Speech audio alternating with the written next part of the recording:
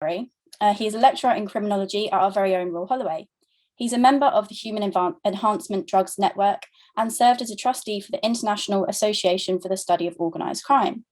Dr. Berry's research aims to investigate the nature of illicit drug markets, the crime risk management practices of drug dealers, and possible reasons for their involvement and patterns of activity.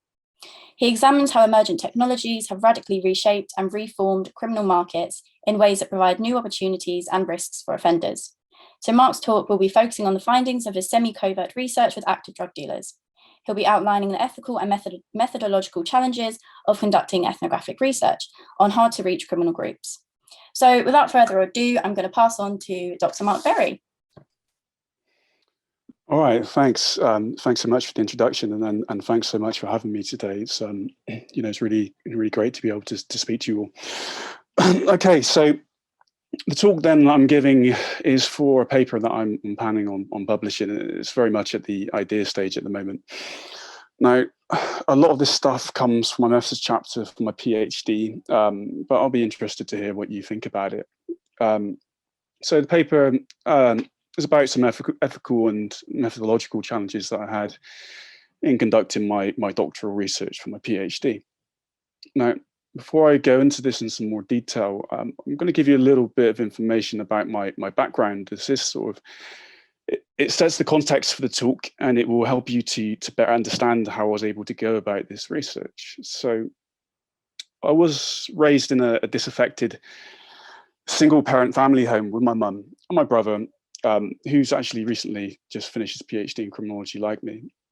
Now, as a family, we lived in relative poverty throughout youth, and by the age of 14, I'd lived in 12 addresses, and we'd been made homeless a number of times. I attended numerous schools, and I dropped out of education entirely. Now, my longest stay in secondary school was a school that I've called Summer Park. It was one of the worst performing state schools in the UK, and it still is. Many people was left with no qualifications, and others counted themselves lucky to pull together a few low-ranking GCSEs. Now, the school had a large cohort of students from a place I've called Drayton, which was a low-income neighbourhood. That was in a terrible social condition. There was a lot of crime at the school. We had drug dealings, we had stabbings and robbery, and we had a number of suicides. Now, like me, the friends I made there, they dropped out of school, but sadly they got into crime, and they went on to become long-term career criminals. Now, I managed to reinvest myself back into education, which is why I'm here today. I did my undergrad in sociology. Whilst I was doing that, a lot of my friends got heavily into music scene, and they saw it as a way out of poverty, but in reality, it wasn't. Now, a number of my friends were rappers, so for my undergraduate degree, I decided to do a dissertation about them, and I interviewed them for a project for that. And then after that, which was around 2008, I got into bodybuilding, and I needed a job. Now, one of my mates was a bouncer at the time in a nightclub, and he said that I'll be good at it because I'm quite tall, I'm 6'5".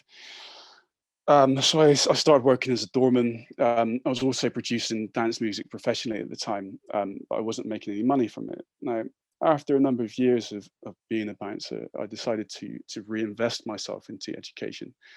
I did my master's in criminology. Now, by this time, my friends had been selling drugs for a number of years, so I decided to do a research project around that for my master's thesis. I then applied for the PhD, and I got my scholarship, which essentially builds upon the master's thesis. Also drawn upon some additional contacts I made working as a bouncer. Now, I worked as a bouncer for around 12 years and was still working on the door doing that up until March last year. But generally, my research has always been about people I know. So my PhD research, it was an ethnographic study of the illicit drug market in a city in England that I called Red City. Now, in the broadest of terms, my research aims to understand how and why people sell drugs, but it looks at the following questions. So what influences the decision to establish oneself as a dealer, progress in terms of roles and amounts sold, or desist from it? So that question is about initiation into dealing and desistance from it over the life course. The second one was how our relationships between suppliers and customers created and maintained within the drug market. So obviously, you can't be a drug dealer unless you have someone to buy from or to sell to. So here I'm looking at how these networks are formed. Thirdly, it was how do drug dealers manage the risks of detection and reprimand from the state and other criminal actors in the market. So this is essentially about how they get away with crime, their risk management practices, and lastly then, what role does emerging technology have in facilitating drug sales? So here I was looking at how technology is changing the face of the drug market, and I published an article about that. Okay, so being an ethnographic study, I spent a lot of time in the field. I started the research in my master's degree, as I've said, and it was around 5 years of field work. I conducted observations of criminal actors selling drugs. The field work was semi-covert because whilst the dealers knew who I was, the people buying the drugs did not. And other than the field work, I conducted interviews with the participants, asking them about their life story, how they got into selling drugs, why they sell drugs and how they go about doing it. I also managed to get access to some official actors from the criminal justice system, such as the police, the private sector, so bouncers and nightclubs, and the third sector, which was harm reduction and rehabilitation services. So this is a list of the distributors who I've interviewed. People selling a wide range of different substances from MDMA, cannabis, crack, heroin, nitrous oxide, LSD, they're all there. Some of the people in study also manufactured drugs. Anabolic steroids is big business. The guys who sell this stuff, they've got their own websites and they distribute internationally. And the business has about £1 million turnover per year, so it makes a lot of money. So the guy who does that is Chris. Aside from Chris, there's another online distributor called Max, who had a 24-hour nitrous oxide delivery service, and he was making around £400,000 per year. So just to give you a quick example, this is a quote taken from Chris, who sells the steroids. So he says, "I take the orders and make up the parcels for the clients, ranging from small orders to big drop-offs being sent all around the world. I work for my boss half the time, then I'm looking after this other bloke's website orders for the rest. Like for the production for the vials, we've only got the crimpers and retractable syringe. The rest is all pre-made. We press the tablets and count them out into tubs and label them. And you're responsible to package it all. Yeah, I package it. I print off all the labels off of the addresses. I've got to send some of it by self to countries that is illegal. So I transfer it into bottles of aromatherapy oil, send it as bath salts on the label, anabolic steroids, any sort of testosterone. I'll empty a 50 ml bottle of eucalyptus oil and fill it up with succinylin. Tablets get put in tubs and relabeled as vitamin C. Now, what is interesting is that in the eyes of the law, Chris is a very serious criminal. However, if you meet him, he's much more normal than you'd expect. He's more of an average guy. I guess this is kind of benefits you get from ethnographic work, is it really enables you to demystify the negative stereotypes of criminal offenders. Now, before going further, I'm just going to briefly outline the ethnographic tradition, which is where this type of research emerged from, which is the Chicago School of Sociology. Now, perhaps one of the most significant sociologists at the time was Robert Park. Did a lot of urban ethnography, and he talked about what he called social disorganization. Now, being a true ethnographer, he argued that the most effective research strategy is one that requires sociologists to participate in the world in which they analyze. So the goal of the research then is to understand the social world, and this social world is created by the experiences of the people that live in it. So the argument here then is that we can only truly understand what we're studying by being present and engaging in the life worlds of our participants, ideally through participant observation. So ethnography is about trying to understand the lived experiences of people's everyday lives, which is in direct contrast to positivism, which, as we know, uses abstract data sets that sort of dehumanize its subjects. Now, the problem is, however, if you're researching illegal activity, as a citizen, you may have a legal duty to report crimes to the police, and also, you wouldn't want to actively participate in those crimes, obviously, because you would end up in a lot of trouble. And this is the problem of going native. Now, Jeff Farrell takes this to the extremes with his concept of criminological verstehen, and argues that in some cases you should actually engage in criminal activity.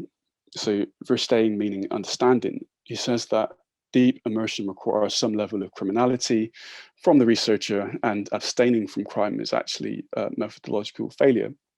Now, methodologically speaking, perhaps it might be most valid in terms of data that is generated, but I cannot say I would recommend this approach. I really don't think researchers would get very far with this if they were arrested by the police. So Alice Goffman is probably the person who has come under the most scrutiny for her actions in the field. So Goffman's ethnography is an insight into the lives of young African-American men in Philadelphia. They were subject to intense police surveillance and institutionalized discrimination. A study demonstrates in great detail the damage that the war on drugs has had on these communities. Now, in her methodology, she describes driving a car for one of her key informants who's looking for revenge for the shooting of one of their close friends. And she admits to going beyond research and to actually wanting him dead. And she received a lot of criticism for this, and some went as far to say that she was an accessory to attempted murder and should face legal action. Now, although I had no intention of breaking the law, and I never did, there were times when my presence as a researcher had unintended side effects. So one of my participants, called Matt, he came to the city for the day after being released from prison. Now, he told me that the experience had changed him, and he wanted to go straight, but was struggling for money. Now, he said he was meeting a customer who was taking a few ounces of MDMA and credit, and he wanted me to come along. So he parked up on a side street. It was in a car that Matt had borrowed from his mum. When his contact had arrived, Matt introduced me as a bouncer, someone who was hard as fuck and connected apparently, and was reeling off many names of the people that I know, my associates. So he was essentially using my status as a bouncer to bolster his own status to ensure he got the money back, which he did the following week. Now, I spent the night with Matt and ended up in a drum and bass rave where I bumped into Chris, who produces anabolic steroids. Now, Chris had fallen out with Matt over some ounces of MCAT he had given him some years back, and he'd not seen him since. So I was alone at a bar. Chris approached me. It was like, mate, what the fuck are you doing with that dickhead? You ripped me off, right? And I was like, not wanting conflict, I explained that Matt just got out of jail. He was trying to turn his life around. I told him that he'd changed. Now, Chris took my word for it, and they decided to make amends. The two, they resolved their differences, and unfortunately, before long, they started to discuss how they could use Chris's industrial pill press to produce anabolic steroids, to produce ecstasy pills. Now, fortunately, they never did. But now, whilst I had unwittingly facilitated this discussion by acting as a mediator between the two parties, there was no way I could have foreseen this event. But the reality is, however, that this was not an artifact of the research, but a normal facet of the social interaction that was facilitated through the environment that we're in. So criminals make contacts through the people they know or being in the same environments as other criminals. And this is the same process that I used to gather my participants. And it reflects the fact that organized crime bears much of the same mechanisms as many legitimate social and economic pursuits. But nonetheless, navigating these ethical issues was not easy. And I'll come back to the point about ethics later on. So ethnography traditionally aligns itself with the interpretivist epistemological paradigm in that reality is socially constructed. So this is the position that I adopted for the thesis, as I wanted to look at how the topic of drugs and organized crime is constructed by the media, the police, and criminals through the narrative and discourses that they produce. Now, as we know, organized crime is a contested concept that has various definitions, but each has been constructed for a particular purpose and reflects different interests. I actually published a paper from my chapter of my thesis on technology that uses actor network theory instead, which has its own epistemological and ontological position. It's a radical form of constructivism, as it sort of breaks down human divisions between the humans and non-humans, between subjects and objects, and kind of places them within a network of associations in which power is relational. So the task of the researcher here is to look at how these networks are being constructed and what the effects of the elements are having within it. So A&T is good if you're researching tech, as it acknowledges the agency of material objects. But I decided not to use A&T for the thesis, as I was trying to answer different questions, and I thought it would complicate the subject matter. So I'll leave that there, but if you're interested in ethnographies and drugs, then you can take a look at some of these books. In Search of Respect is a classic, and a nice easy one to get through is Street Capital by Sandberg and Pedersen. But generally, these ethnographies demonstrate the harsh realities of life as a drug dealer and paint them as victims of wider structural problems in society, which is often the case. In truth, there isn't, comparatively a great deal of research of this type. In the UK, there are very few ethnographies on drug crime. The reason for this is due to getting access to these criminal groups and also gaining ethical clearance from the university. But I should actually probably change that image there of those guys selling drugs. Is quite stereotypical. None of the dealers I know in my study would walk around with their hoods up, as they would probably get stopped by the police anyway. I mean, a lot of people wear hoods. It doesn't make them a drug dealer. So before you're allowed to conduct any research, you have to go through the school's ethics committee, also known as an institutional review board. Now, the goal of the IRB is to protect human subjects from harm, as well as the researcher. The problem being is that it's very difficult to get research approved, which is very risky, like what I've been doing. And there are arguments that suggest, however, that the board is there to protect the interests of the university rather than anything else. And by refusing research on vulnerable populations, it discriminates against them as their voice is not heard. Now, in terms of risks, there are many legal issues when researching criminality. There may be obligations to disclose information to the police, and there is a possibility you could face legal action if you don't.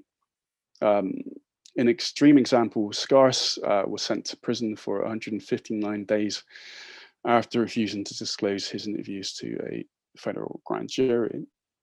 So, according to Elliott and Fleetwood, researchers in the UK generally have no legal obligation to report a crime except in regard to terrorism, but they can still come under scrutiny if they hold information on a specific case.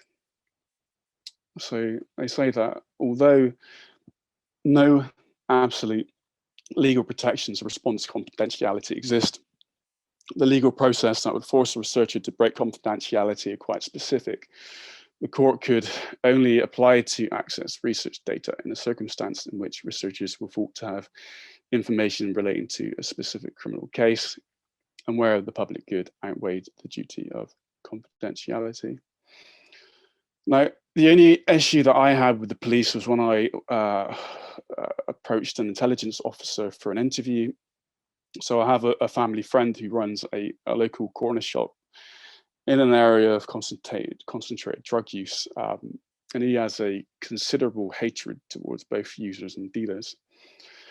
He became a police informant and was providing them with information, which is how I got in touch with the intelligence officer. But the officer put me under pressure to become an informant in myself, obviously, which I didn't do. And he said he would be prepared to help me with my studying and gain access to his department. Obviously, I said no, and he left me alone after that. But he did put me in touch with a senior officer who agreed to be interviewed and was actually quite helpful. I've promised my participants that under no circumstances would the data be made available to the authorities, even if I was summoned to court. Like Scars, I would go to jail to protect my data, my friends, and also myself.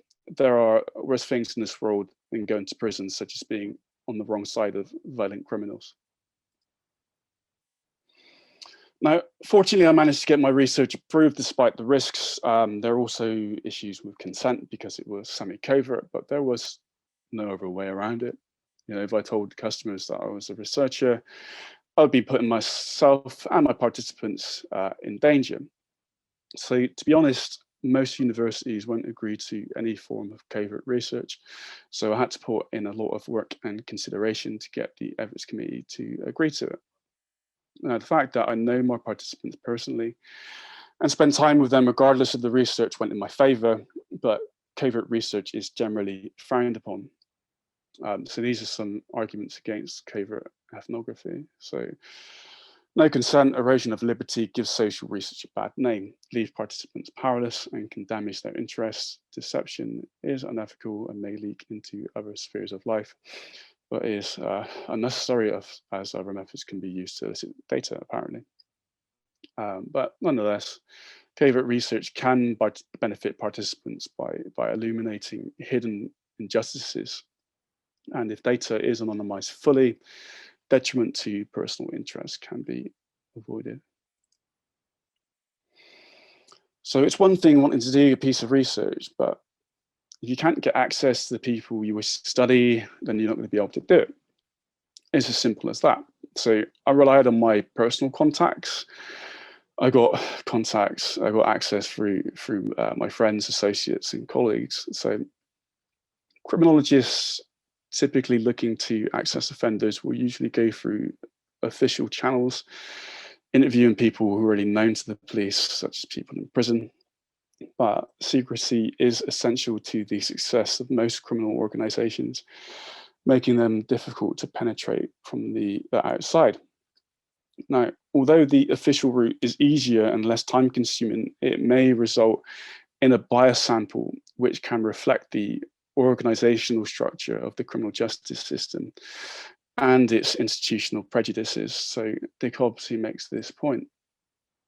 Law enforcement-based research seldom reveals the organizational decisions, assumptions, and prior knowledge that impact upon their selection and sampling. And as a consequence, research derived from these sources should always carry a disclaimer that the contents of this file are the fruits of police activity. So serious criminals who are skilled at what they do may go completely unknown to the police and cannot be accessed through official means. Other low-level offenders might be unnoticed because of their gender, ethnicity, or social class. Furthermore, criminals that are already known to the police are often failed offenders who are easy targets for arrest. Dick Hobbs calls these people the low-hanging fruit. So, as I said, a lot of my friends who'd left school, went on to become career criminals. So they were my first point of call. I also got contacts through friends I made working as a bouncer. So the security work really enabled me to broaden my sample and find some really serious criminals working at an international level. But whether you want to do research on offenders or the criminal justice system itself, getting access requires a great deal of work, but the process itself can be very illuminating. So this is Hammersley and Atkinson. They say that the discovery of obstacles to access and perhaps of effective means of overcoming them itself provides insights into the social organization of the setting or the orientations of the people being researched. And this ties into my next point, which is trust. So I have to admit, it wasn't a straightforward process, getting people to agree to give you an interview in which you record them admitting to their criminal activity isn't easy. it requires a great deal of trust and has to be built up over time. But this is exactly how drug markets work.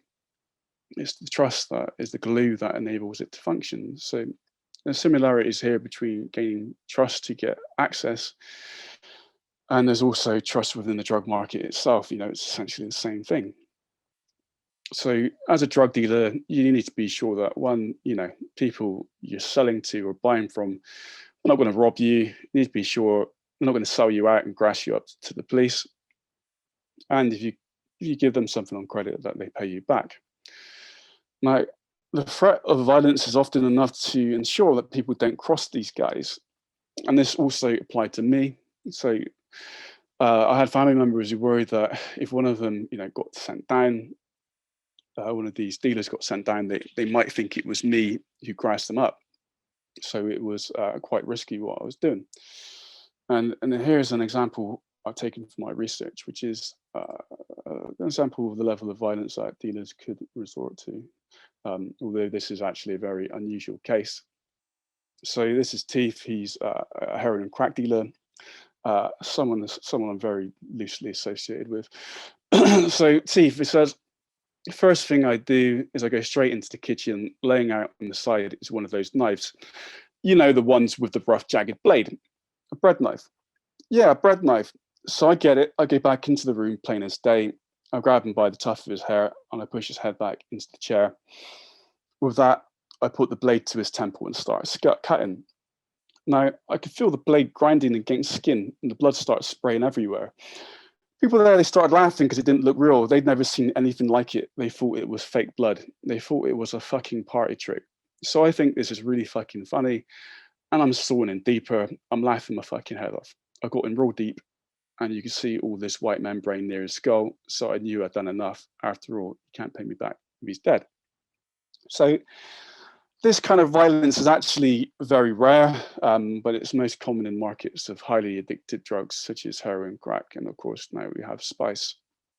So Teef is a nasty guy and exploits his drug addicts to his advantage. He uses debt bonding, violence, psychological manipulation to control them. Takes the money, the bank cards, and he gets his runners selling drugs from their homes. So nothing's in his name. He's actually registered as homeless. And these are the sort of techniques that dealers are using in the so-called phenomenon of counting lines that's apparently taken over the country. But anyway, you've got to remember that most drug dealers do not operate in this way, and most drug dealers are relatively normal people. It depends on their position within the trade and what they're selling. Anyway, I had to be very careful around people like Teef, but I used my social status as a bouncer to my advantage, and it gave me a level of protection. Social status is an important factor in the criminal underworld, which is also related to trust. So, if you turn back the clock 20, 30 years, the most serious organized criminals in Red City were bouncers. Since then, we have the SIA licensing coming in. So it's very difficult to be a bouncer with a criminal record. So this is an administrative approach to reducing organized crime. It's been relatively effective, but it hasn't reduced the drugs in the slightest. But even so, people still associate bouncers with this level of criminality, and within these circles, we get a lot of respect. So it was also helpful as people knew I wasn't working for the police, so they were more willing to talk to me. Now, at times, I used gatekeepers to introduce me to dealers who I did not know. My brother, Dr. Carl Berry, was quite good here, as he is a doorman like me, and he was studying for his PhD in criminology like me. So he kept an eye out for people who would be useful in my study. And I also had a gatekeeper who was a female drug dealer, and she helped me out as I didn't have any other female dealers in my study. But the majority of the dealers I knew personally. Now, in terms of the research, it is important to know the cultural and historical background of the people you're studying. It's through getting an understanding of who they are and what they do that you can gain access and then get them to trust you. Now, the other thing to remember if you're thinking about doing ethnography is that it involves emotional labor. You can get emotionally attached to the people you're studying, And this can be difficult when you're doing research on vulnerable populations. So for me, the most troubling things I witnessed was when I was out doing field work with teeth and these drug runners. I saw some stuff which was pretty grim, which had a lasting effect on me. But the interview process can also be beneficial to the participants. I know some of the people I've interviewed found it quite cathartic. Now, last thing I will say is that ethnography is a process of discovery, so you never know where it's going to take you. So I thought I would share with you some data I come across. I'm going to be using this with some of my future papers. You might wonder why I'm showing you some statistics when I'm doing ethnography. Well, as I said, one of my participants used to run a 24-hour nitrous oxide delivery services. Due to a loophole in the law, he was able to sell nitrous oxide legally, but not for human consumption. So he paid all of his taxes, he even took credit card payments. Was the most legitimate sort of drug dealer you could get, really. So I met him for the first time in 2016, and we become friends. After spending time with him in the field, going out selling nitrous oxide, watching him do that, which was a bit like pizza delivery, to be honest. I built up enough trust to the point that I was able to get him to give me some of his distribution logs, his sales data. This is a first in criminology. No one has data like this. No sensible drug dealer would log all of his sales. Obviously, this is an exception. So I've got the date, the time, the amount, and postcode. So what you're seeing here is the amount sold for the month of August 2015, which is £17,000 worth of nitrous oxide, which is a lot of nitrous oxide. And these are the descriptive statistics showing the frequency of sales, and you can see the spikes here on the weekends, as you'd expect. And this is by the hour. So you can see that most of the sales take place in the evening, early morning. So overall, these stats demonstrate that actually most drug users take drugs unproblematically in their leisure time, which actually provides some arguments towards legalization. Now, the process of exiting the field is something that is seldom discussed in ethnography. Many qualitative research textbooks completely ignore this process and concentrate on gaining access or managing field relations. Researchers can encounter methodological issues when leaving the field, but this process is often taken for granted. Now, as some of the participants are friends who I've known long before the research, exit in the field is not something that I would want or am able to achieve. So when contacting the participants for the research project or moving away to write it up, there was no entering or exiting the field, but rather a shift between distance and immersion. And these oscillations were sort of determined by the opportunities to gather data and the research schedule itself. But not all of the participants were my friends, and certain aspects of the field were quite new to me. And when I felt like I was going in too deep, I would take a step back and distance myself.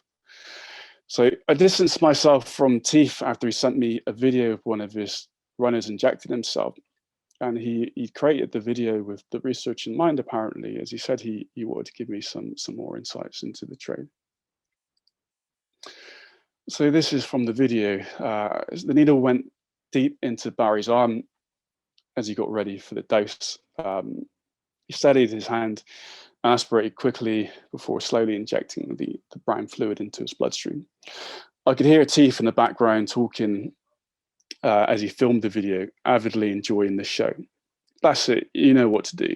A few minutes later, Barry pulled out the needle, leaving a thick trail of blood oozing down his left arm. He licked it off and smiled drearily at the camera with a bloodied grin and rolling eyes. Barry is as good as gold, Teef remarked, but if you cross him, he'll come at you with an infested needle. Now, I wasn't sure if the comment was an implicit threat to me regarding the information I had on Teef or something else entirely. Nonetheless, I realized that I was becoming part of sort of Teef's psychological power play, and people were being exploited, and it was time for me to move on. And that's it. Thank you very much. I hope you enjoyed that talk, and these are some references that I used for the talk there.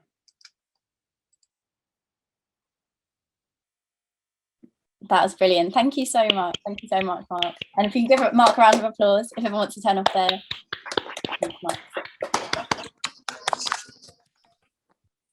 Okay, so I know we're on a bit of a time limit, so I'll jump straight in and get on with the questions. First up, we've got Katie. So did you ever want to help your subjects out of like this kind of life? Yeah, absolutely. I mean, to be honest with you, most drug dealers don't want to be drug dealers, and they are looking for ways out, and often talk about, exiting and getting out of the drugs trade. But unfortunately, a lot of these people are so embedded within it, and there are limited sort of opportunities where they can make similar amounts of money. Yeah, they find it very hard to get out. But I always encourage them to stop selling drugs. And to a certain extent, some of the people, I guess, they saw me as a role model, having left school without qualifications and reinvested myself into education. So some of my friends decided to do that themselves, and invested themselves into education and went to university. So, but yeah, I always actively encourage these guys to get out of the game, because it's no good for them at all. Yeah, I can imagine it can be particularly hard as well if a lot of them were your friends, people you know growing up. Sure. I just wanted to ask a question myself actually as well. You spoke quite a bit about Alice Goffman's research, and I've seen pictures of Alice Goffman. She's not a particularly intimidating woman. She's quite small young woman from a very middle class background. So do you feel like having kind of an understanding of the people you were working with when you were conducting this research, did you feel like that helped you more, that you could understand? Yeah, well, there are benefits to being, to knowing these people. Also, to the fact that sometimes people can embellish, and there's issues around whether or not people are telling the truth. So, if you interview them, I mean, obviously when you're observing them, you're seeing what's going on, but you can't always observe people in all cases. So having that insight into their lives was useful for me in that respect, and I also draw upon my experiences of growing up with them in the PhD thesis itself, and I talk about that. So although the ethnography was 5 years, it includes information that goes way back to my youth. So I would, it definitely give me a much deeper insight than perhaps other people would have. Yeah, I'm sure. So the next question we've got from Dexter. I don't know if Dexter, if you'd like to say it yourself, maybe. Yeah, sure. Thanks for the talk, Mark. That was really fascinating. So I guess my question was, what is you mentioned it in the talk, but what is your stance on legalization given the violence that you've witnessed in the black market? Yeah, I would suggest that a lot of drugs should be legalized. Obviously, cannabis should be first. Drugs like heroin and crack, obviously, it's debatable whether or not they should be legalized, but obviously we need to change the regulation around that. Definitely decriminalization of drugs across the board, like the Portugal model would be good, and moving towards more harm reduction and treatment. But a lot of drugs, as we know, a lot of people are familiar with press and nuts work. A lot of drugs are less harmful than alcohol, and if that's the case, then why are they still illegal? Okay, so next question was from Annie. Would you like to say it again as well, Annie? Sure, yeah, it was a really fascinating talk. Thank you. My question is a bit complicated. Did your fieldwork reveal anything about generational drug dealing and how power / like areas of influence move from one person to another? I don't necessarily mean from one family member to another, but generational in the terms of we have community. Usually we have like older drug dealers that then pass kind of down a kind of generation, kind of legacy of that business sometimes. Some of my participants had family members who were involved in the drug trade, or like quite quite significantly involved and more involved in the wholesale, whereas other people, you know, they didn't have family members who dealt drugs. It was just simply through growing up in a bad area where there's lots of high crime rates, and associating with people that sell drugs or take drugs. And you know, even if you're a drug user and you spend time with drug users, it's very easy to get into supply, just based on social supply, on getting drugs for your friends, and then it can sort of transition from there. Great. Yeah. Would you say that then education is kind of, because that's kind of been the pervading theory of like harm reduction this week from all of our speakers, is that more education, not only about drugs, but more education in general and better access to education is one of the solutions to those things? Yeah, absolutely. Education is key, but first, before that, is drug policy. I mean, you can educate as much as you like, but if you're going to have the black market still there, you're still going to have all of these problems, and it won't fix it. You know, if there's an opportunity to sell drugs, and there aren't many legitimate opportunities for people, then people will take it. You know, even if you provide them with a lot of educational programs which say how bad taking drugs are or selling drugs are, it's about, we need to start thinking about regulating drugs properly. What do you think would be one of the biggest factors that led to some of the people that you were studying to be involved in drug dealing? Yeah, probably poverty. Poverty. You know, a lot of them got into drugs because, you know, they, like I said, they grew up in a bad area and didn't have any education, limited opportunities, and saw a way in which they could, an easy way in which they could make money. And that's that. So yeah, a lot of poverty is definitely a key driver. Yeah. Okay, so we've got another question from Dexter. So I don't know, Dexter, if you want to read out yours again.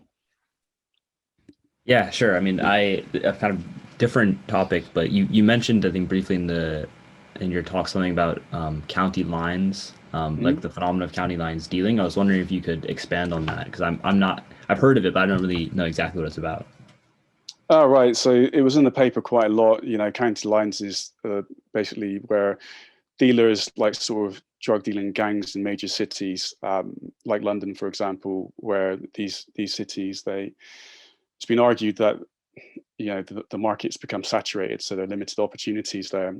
And also because the dealers are known by the police in local areas, it's better to sort of move out of the city. But they don't move out of the city. They send drunk runners out across the county lines into other areas, rural areas where there's drug markets, and then sort of sell the drugs across the county line. But and it's all sort of coordinated over a phone line, which is the line basically. So that's the phenomenon of county lines. But it's often presented in a sort of stereotypical way of, you know, these evil drug dealing gangs, you know, who are manipulating kids and, you know, targeting kids from school and all of this sort of stuff. Whereas, you know, to be honest with you, most of the participants in my study, you know, very few of them were violent, but most of them weren't. You know, none of them, even the violent ones, you know, manipulated young children, you know, or sold the drugs outside of the city. So in my eyes, from what I see within my research is that the phenomenon of county lines is being exaggerated. It is there, but you know, we saw a lot of stuff in the media about it around the time after Theresa May had cut police numbers. So it was particularly beneficial for the police to get future funding, you know, to get more funds because they needed it. And you know, this new nemesis is in the press, and I think it's more of a political stunt, to be honest with you. Do you think it was probably more of like a kind of moral panic, just exaggerated then? Yeah, it's a moral panic. I mean, don't get me wrong, it does happen, and where it does happen, it can be quite bad, and young people can be exploited and everything else. But it's, you know, most drug markets are peaceful, and in county lines often happens generally in crack and heroin markets. It's and in a very small section of that market, so it's quite rare, really. Okay, I have another question, and then we've got one more from Annie as well. So when you were talking about the kind of the ethnographic nature of your research, you mentioned the possibility of like going native. And also, of course, you said that you didn't do anything that was illegal, but had a situation presented itself where you were encouraged to do something illegal and it could have really positively benefited your research, do you feel like you could have gone down that path, or No, do you strict line? Yeah, absolutely not, because it wouldn't have benefited my research if it was illegal. Straight away there. So there you go. There is no circumstance in which it would have benefited the research. Okay. So the last question then this would be from Annie. What was the average age of people that you were interacting with? So the dealers in my study, I interviewed 27 dealers, and they're above the ages of 21. Some of them were in 20s, some were in 30s, and there was like one person in his 40s, which was that heroin dealer. I've got one more to pop through from Alexia. Yeah. So Alexia says, I studied criminology in my undergrad and I had to stop my research because I felt there was no way for a discipline made to control crime to help those vulnerable population I was studying. How do you see criminology helping those people in the future? How can criminology help vulnerable populations? Yeah. Yeah, I mean, just for all the things that we've been discussing, like we know that with drug policy, it's largely responsible for a lot of the problems that we have within the UK and internationally. If we reform drug policy as they have done elsewhere in the world, you see that like in Portugal, they decriminalise drugs. There's reductions in rates of HIV. There's reductions of rates of people within prison. And all of this sort of stuff. So criminology is actively inform policymakers on best practice or things in which they can do to help reform policy in order to improve things for the lives of people generally in society. So that's what we do.